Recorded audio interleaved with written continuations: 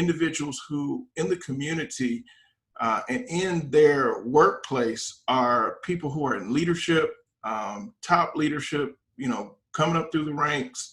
I believe, Brian, you went to Eastern Michigan undergrad, U of M for grad school, West Georgia for the specialist.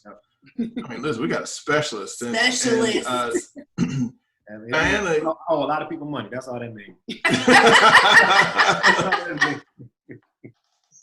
So we've got Dianna, who is a Spelman grad, and our inside joke, at least my inside joke to her, on affirmative action, they were trying to increase the. You know what? But she graduated at Spelman. Believe it or not, y'all, Dianna was a cheerleader in college, like a legitimate cheerleader. Like, she wasn't just one of them fans. She was. They were actually throwing her in the air. Yes, and she still does back handsprings to this day, which is amazing. They threw me in the air one time because it was our last football game as a senior, but I was a base in the back spot, obviously, because of my height. Tell you what. Same height since 14, y'all. So, you know what? Close. That's we won't go into those all-state basketball and volleyball and what other sports you track? Track, yeah. In high school, I did basketball, track, and cheerleading. I did volleyball. Wow. Good Lord. Wow. So yeah, these are just amazing. Well-rounded, talented. The parents of Bryce. You were what? Oh, dunking on you. I need to say it again. Dunking. That's because I couldn't call foul. Oh no. Big old elbows. You were Dennis Rodman before Dennis Rodman. In the paint, there's no such thing. There's no. And so people say, how did you get so tough? There was literally a group. Actually changed the number. I'm trying to get us because it's getting darker. Amen. Okay. See, I'm getting darker. No. Ashley said it's getting darker. Not you. That's exactly what I said. Yes. Vinny, forgive her. She doesn't know no better. So tonight we are going to talk about just how to navigate in the workplace through leadership, the attitudes, the responses, just some tips and tricks of the trade that you all have learned throughout the years that have helped you kind of matriculate through up the ranks of where you are. With Brian, coming out of college, going from the bottom level of education to now getting to where you're, in position to soon be leading your own school. And Dianna coming out of college, probably starting entry level and then going up into, a large organization that, expands the globe.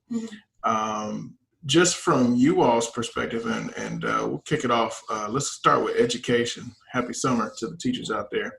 Yes, Yeah.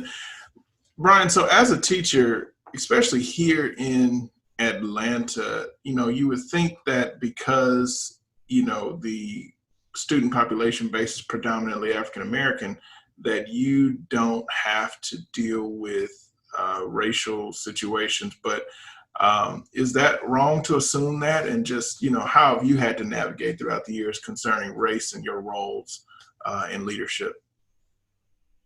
Unfortunately, it is wrong because regardless of whether you're working in Johns Creek or you're working in College Park, you're going to experience something. And for me, I know that as I moved up, when you start dealing more with senior management and senior leadership within districts, it starts to look different. Your admin level at the school level, you could have all Black people at school level, administration level. But as you start moving up and dealing with people in the district level, superintendents, area superintendents, things like that, it looks different. And so some of your interactions, you start to hear some of those microaggressions that you've heard of, that you never experienced before, but you start to experience it. So for me, I know one thing that I as I started to do presentations or professional developments for large groups, was that people would come up to me and say, white people would come up to me and say, "You speak so well." And then, right, you speak so well, or you're very articulate. As if you shouldn't be. Correct. Or that anybody in this role shouldn't be. So for me, my initial response was I'd ignore it. Kind of like when you're not related to a current situation, kind of like with Drew Brees. His teammate, Michael Thomas, wrote it off saying, he don't know no better. So for me, I ignored it initially, saying, they don't know any better. I'm not gonna get angry with them, but they don't know any better, so I'm gonna move on. So it wasn't, and I didn't say, I would never say thank you.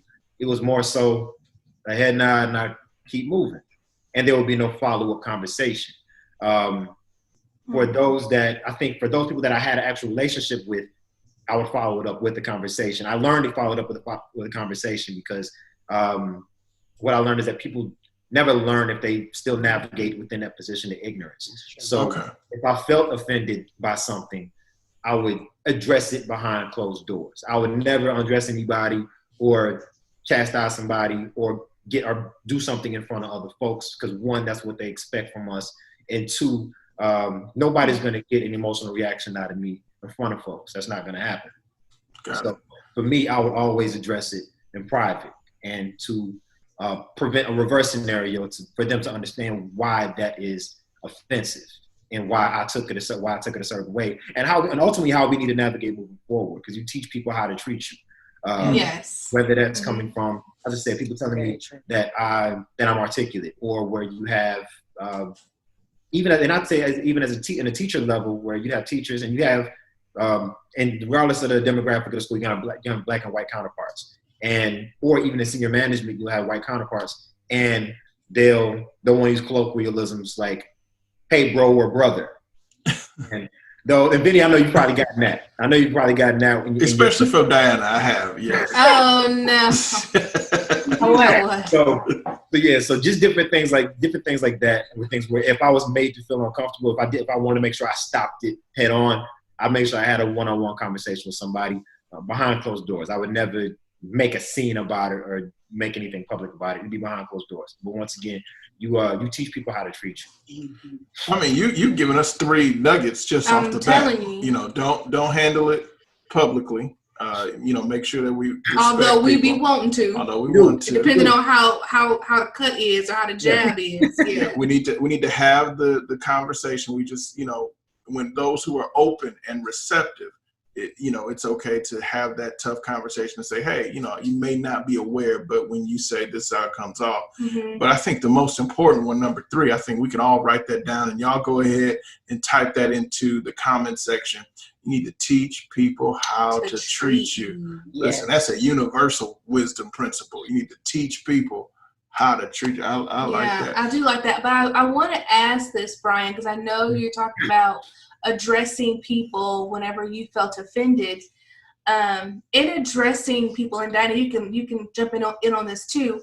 Did it ever come off to them as confronting, or because sometimes even when we address people, right, because of us saying it, they feel like we coming for them.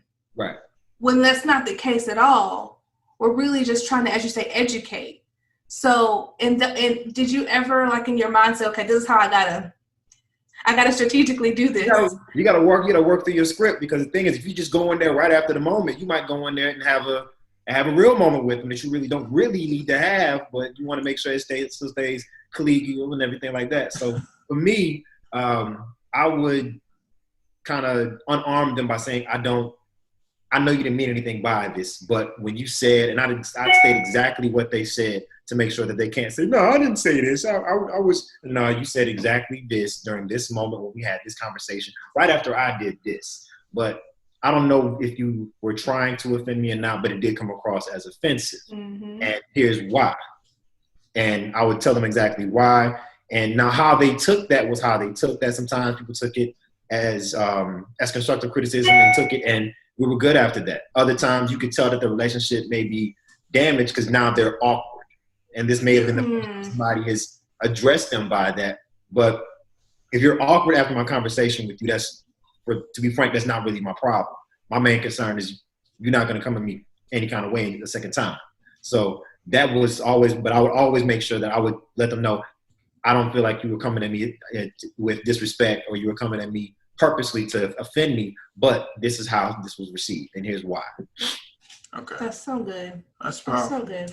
Now, last question, then we're going to talk about just Dianna's matriculation through corporate America as an African-American woman. Do you see more microaggressions the higher up you go in education, or when you first came in entry level as a teacher?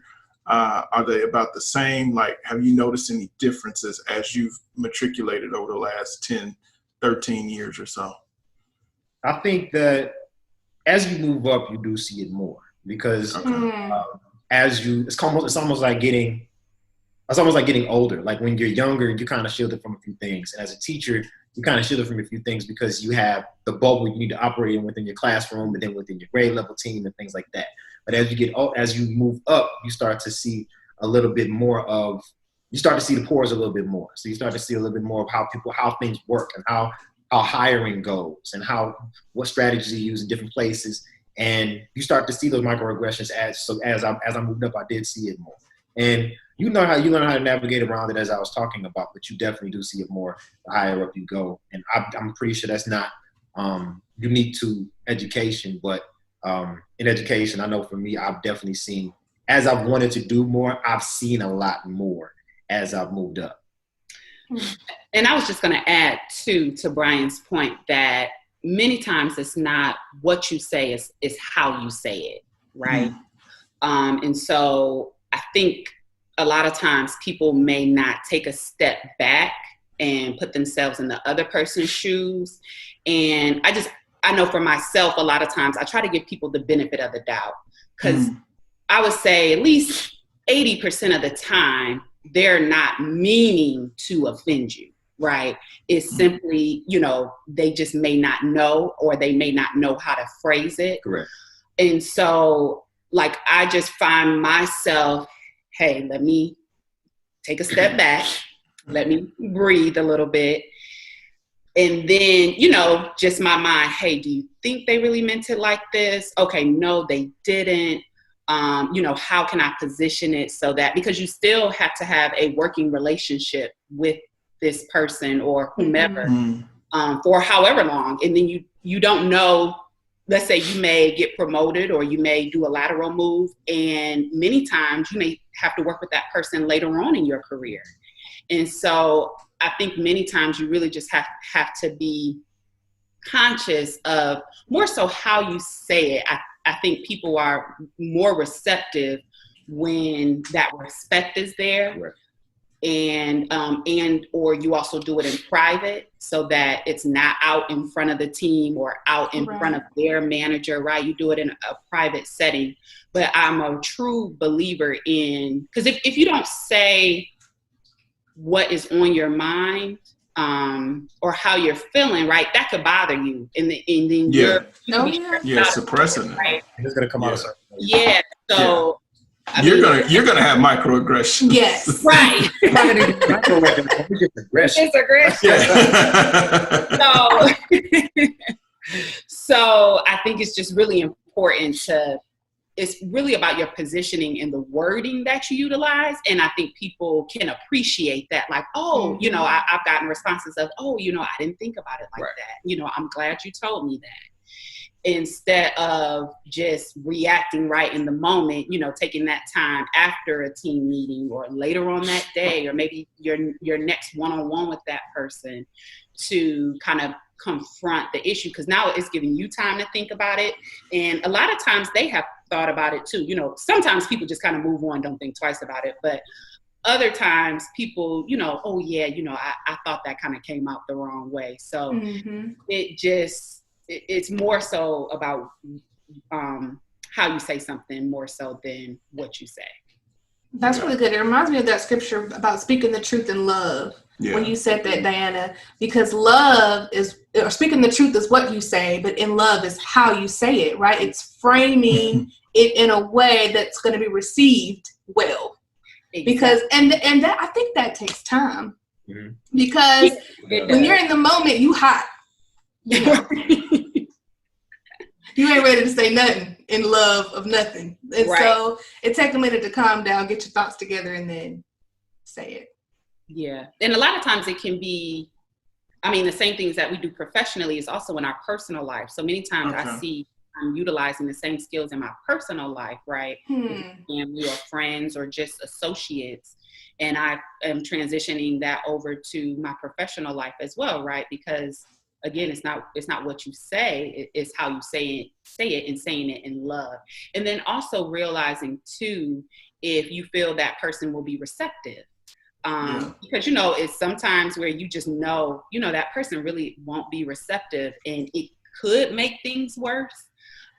So you kind of really just have to be led by the Spirit on, hey, is this something that I talk about? When do I talk about it? How do I talk about it? Because again, these are relationships that you may have for 20 years because you may have met them at the beginning of your career. And then now you circle back and you're working with them again 15 years down the line. So you definitely want to be mindful, but you also want to ensure that you're still living your truth. Yeah. And I do want to ask both of you this because I think it goes back to what Brian said about sometimes you take comments you ignore. You just ignore it. Other times you take comments and you address. So in your mind, when do you, I guess you got to pick your battles, but when do you do which? Yeah. When is it okay to let it just let bygones be bygones? But when is it okay? Right. The buck stops here. Yeah. And just how have you had to navigate those waters? I think definitely like the buck stops here when it's done more than once. Because now it's becoming a behavior, it's becoming a pattern, and you don't want to continue to feel uncomfortable. So, at some point, like, hey, this isn't okay. I'm not okay with this. I think as far as letting bygones be bygones, I've just found if I don't really interact, like this was a one-time interaction, then I might, depending on what it is, I might just let it go.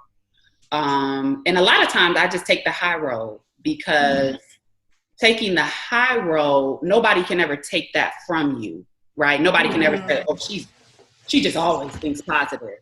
Like nobody will ever look at that as negative. So, because sometimes you get emails and you're like, oh, whoa, hey. Clutch your pearls. Can you look at that? Right, clutch your pearls. Do you think they meant this the way that they did? And so you just respond. Well, you take a couple minutes, right? Because a lot of people, I feel, respond like right away. And that is not the time to respond, not when you're on 10. So you kind of step back, take a couple minutes, maybe go to the bathroom, take a small break, come back, read the email again, right? Try to give them the benefit of the doubt. Oh, well, they may have meant it like this, or they could have said it like that. And then respond professionally and with respect. Because one, the emails last forever. Anything written lasts forever. And two, that's your representation on paper because you never know who else may see that email because you easily hit forward and it could go to a whole distribution.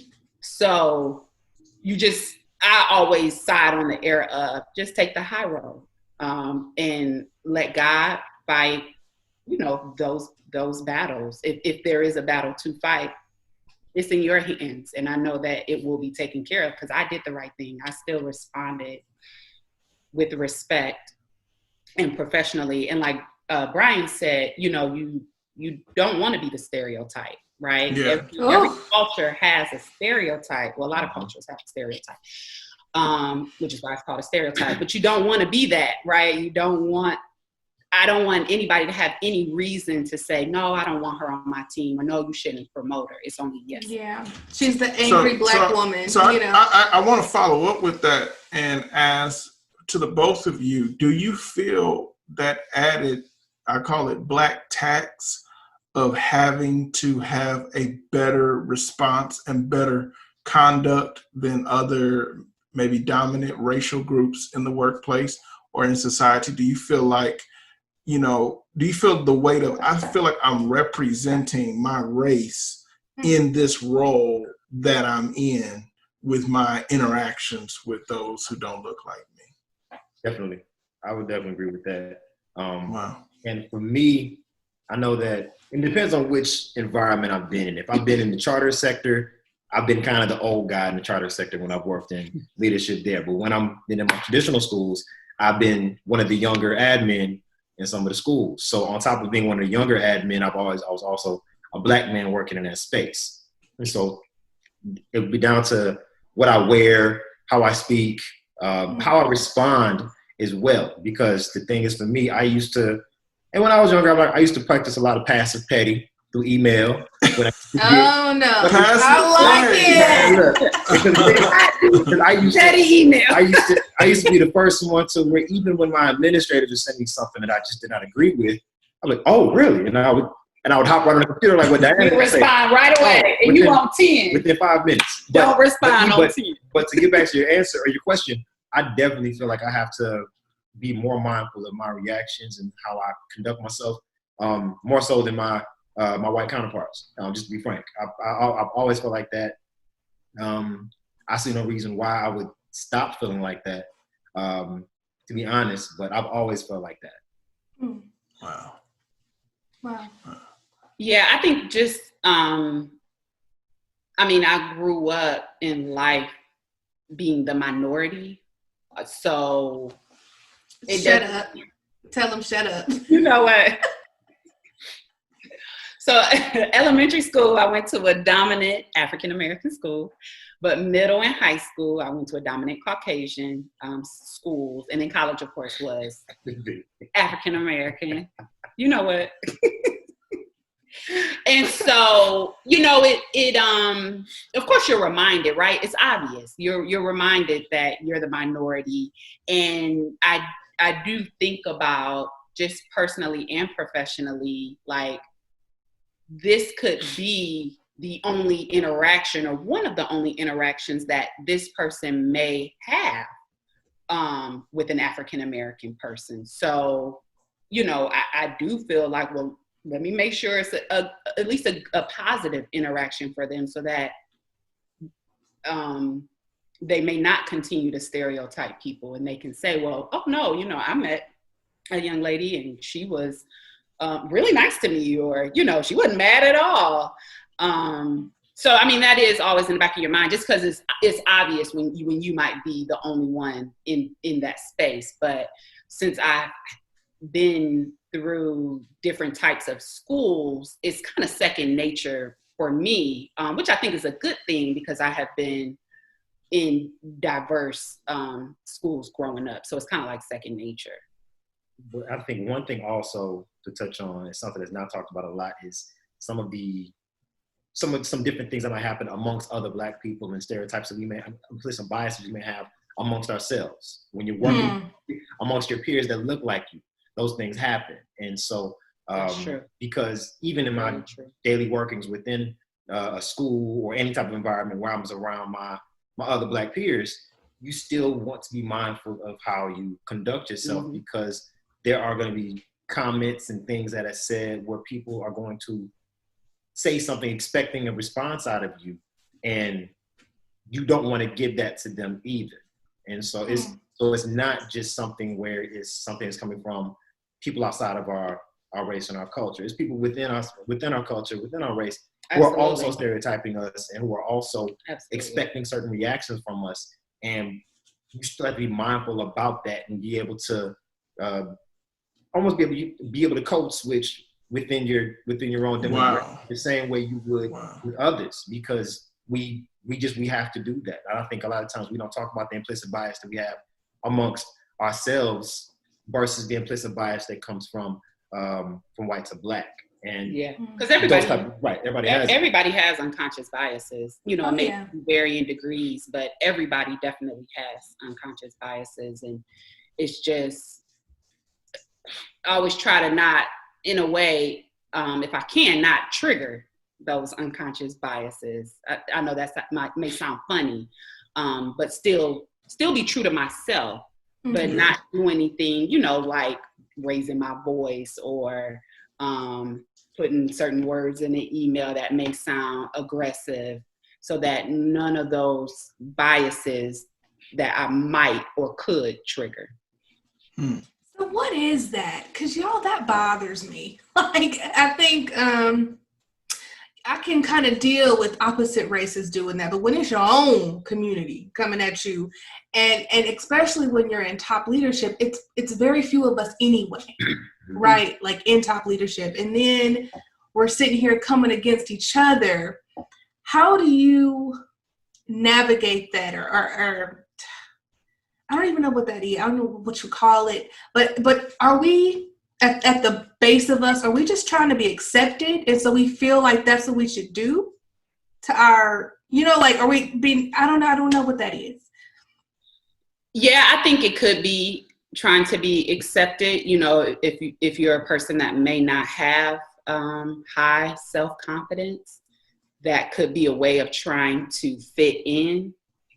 I don't think that that's the way to go necessarily, because you just always want to operate on anybody could be looking at you at any time, right? So even if, let's say, a leader has a bias and they're voicing that bias because they may feel comfortable, right? Because everybody looks just like them in the room. That doesn't make it right, because even though they say it, if you then go to say it, they could view you differently, right? How some people say, do what you're told, not as I do myself. And so I think a lot of people operate like that. Like, I'm the leader. I can really do and say whatever I like. But then when you go and do that, they may look at you like, wait, I'm in the room. Why are you saying this? And so I just think you always have to operate as if somebody is watching you, because 9 out of 10 people are. If you're around other people, they are watching you. They're watching your every move. They're seeing what you say, how you say it, who you interact with. Do you sit at the table where it's obvious that you're most comfortable with those people? Or if you're at a conference, do you sit at a table where you actually have to introduce yourself to everyone, right? So people are always watching you, whether you think they are or you think they're not. And I think also, I'll go back a little bit. I think when you're dealing within our own culture, I think a lot of times that divide comes from kind of a socioeconomic divide still too. Access to different information. People come from different places. There are Blacks that come from a position of privilege. They've only known privilege, and that's all they've been exposed to. So when they see certain things or see people act a certain way, they question it versus the same way somebody outside of the race would question it. So I guess an example would be people that sell drugs. And that's a commonly thing where, it's wrong, it's wrong, it's wrong. It's wrong. But when for me, teaching students who have 8 siblings in 400 square feet and no money, and he tells me, I was selling this because I needed quick money. I understand it. I understand it. And I have a better understanding of it because you painted the picture for me. Before that, I may not, but I have a better picture of it now. So I'm no longer operating in that position of privilege or ignorance where I'm looking down on you for doing something versus understanding it. I don't have to agree with it, but I understand it at that point. And I think that you're dealing with, when you get into work and leadership and dealing with peers, you have people that are like that, are coming from places of privilege that may not be privy to different experiences. And I say privilege, not so much, not just dealing with money, but just haven't had the experiences that other folks have had. And you kind of look at it and say, like, why are they doing this? Or I don't agree. Why would you do that? Or I would expect you to do this. Like, and it comes from all those different things come from a place of where your position. And I think that that's something that's not addressed a lot between ourselves, but it does happen. I grew up in middle class. I was privy to having friends, because I went to private school, and I have friends that grew up certain ways, and I had family in different places. So I got different experiences, but I grew up from a privileged position, and I had to be exposed to certain things to have a certain point of view, to understand certain things. And a lot of folks don't have that experience to be able to open their eyes to different experiences. So you operate and you expect things from people based off of your position of privilege within people, amongst people that even look like you still. Yeah. That's good. That is good. That's good. I feel like a lot of times we do that. We judge understanding. Right. Yeah. And that's such a dangerous thing to do. And you need people to see your blind spots and call you out on it, honestly. Right. But that's honestly the root issue to microaggressions, is a judgment without understanding the person. Right. It's taking the stereotype and then perpetuating it on someone. Y'all, wasn't that real? Thank God for just an opportunity and a platform to be able to have some honest dialogue. And thank you so much for tuning in. We're looking forward to continuing these honest conversations. It's just in my heart to just be able to speak truth to power. And we want to make sure that when you come on to an Outlet Online experience, you're getting authentic truth. And so thank you all so much for tuning in. We can't wait to see you all on this upcoming Sunday. God bless you all. Have a wonderful night, evening, day, wherever you are. Signing off. See you later.